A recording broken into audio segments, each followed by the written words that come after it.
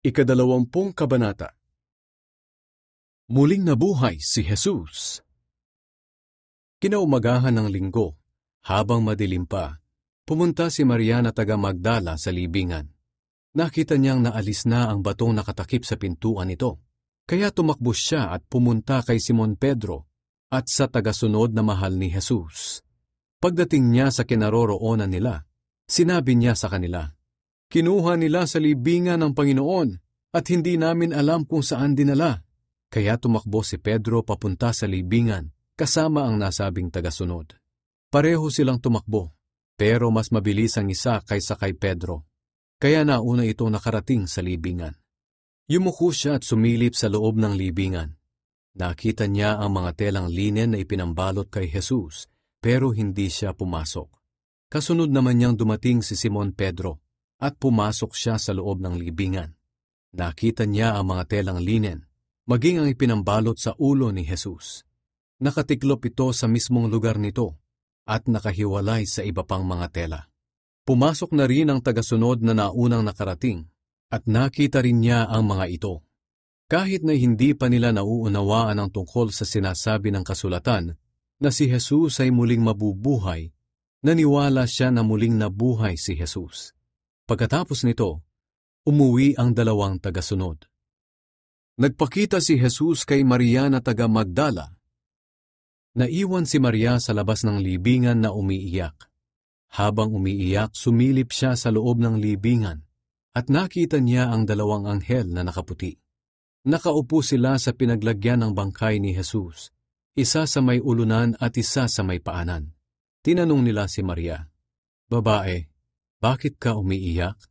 Sumagot siya, "May kumuha sa Panginoon ko at hindi ko alam kung saan siya dinala." Pagkasabi nito'y lumingon siya at nakita si Jesus na nakatayo, pero hindi niya nakilala na si Jesus iyon. Tinanong siya ni Jesus, "Babae, bakit ka umiiyak? Sino ba ang hinahanap mo?"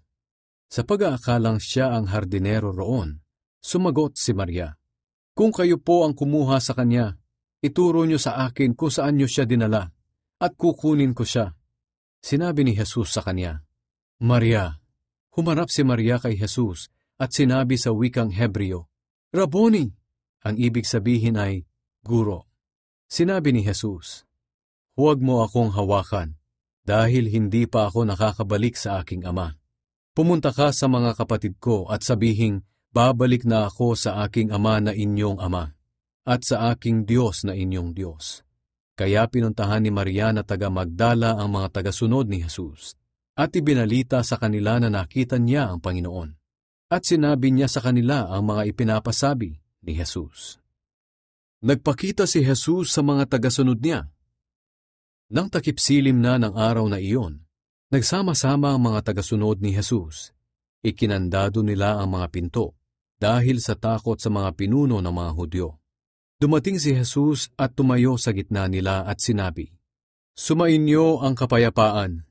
Pagkasabi niya nito, ipinakita niya ang sugat sa mga kamay at tagiliran niya. Labis na natuwa ang mga tagasunod nang makita ang Panginoon. Muling sinabi ni Jesus sa kanila, "Sumainyo ang kapayapaan. Kung paanong sinugo ako ng Ama, kayo ay sinusugo ko rin."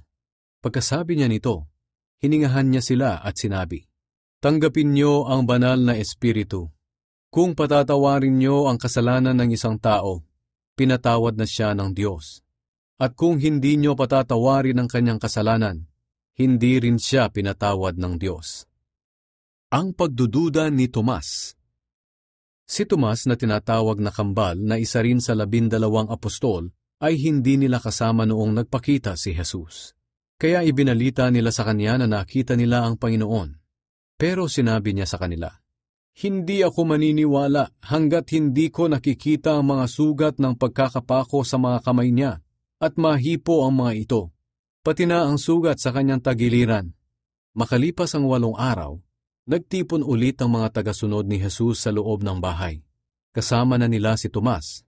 Kahit nakakandado ang mga pinto, dumating si Jesus at tumayo sa gitna nila at sinabi, "Sumainyo ang kapayapaan."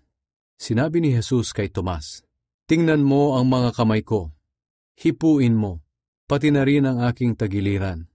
Huwag ka nang magduda, maniwala ka na. Sinabi ni Tomas sa kanya, Panginoon ko at Diyos ko. Sinabi ni Jesus sa kanya, Naniniwala ka na ba dahil nakita mo ako? Mapalad ang mga naniniwala kahit hindi nila ako nakita. Ang layunin ng aklat na ito.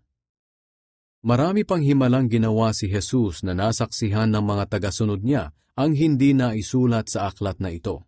Pero ang nasa aklat na ito'y isinulat upang sumampalataya kayo na si Jesus nga ang Kristo, ang anak ng Diyos. At kung sasampalataya kayo sa Kanya, magkakaroon kayo ng buhay na walang hanggan.